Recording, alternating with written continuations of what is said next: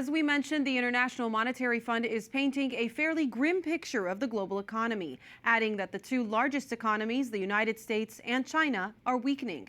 We turn now to Chris Markowski, host of the Watchdog on Wall Street podcast and founder of Markowski Investments. Chris, it's great to have you back. First off, what's your reaction to the IMF forecast? Do you agree with those numbers and projections?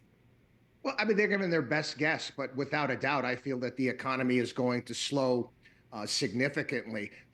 We've seen what's happened with the stock market. Put that aside.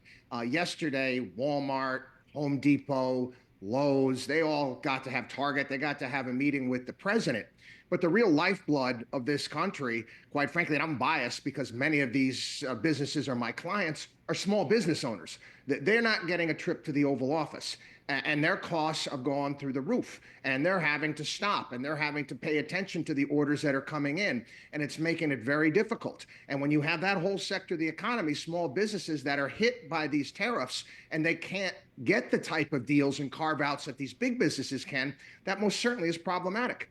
That's important for the U.S. economy for sure, since we rely on that small business mind. So if you see this downturn for the U.S. and global economies, what impact are we going to see on consumers here in the United States?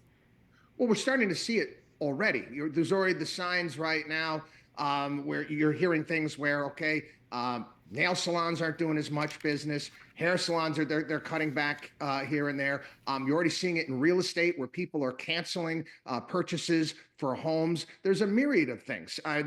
When you're as unsettled as we are in such a short period of time, you go from one type of an economy and there's going to be a reset. People get disturbed and then they keep their wallet close in a situation like that.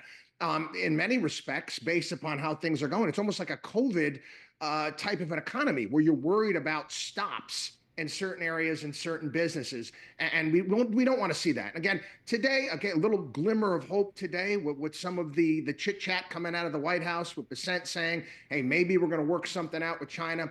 We've been hearing about these trade deals that are supposed to be coming down the pike. I would just like to see them sooner rather than later. Right. Well, the market loves stability. Really quickly, the market did rise today and recovered some of the losses from a difficult Monday inside that sudden surge. What do you see playing out? What do you see going from this? Until we get an all clear sign, I continue to see the type of volatility we have, and I don't like it a bit. A lot of people kind of brush it off, and many other news outlets, oh, it's no big deal.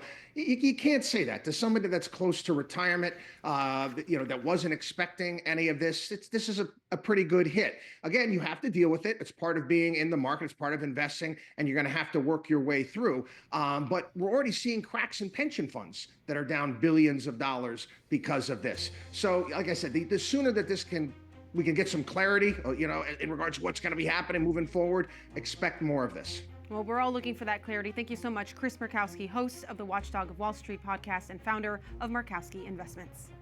Thank you. Pleasure.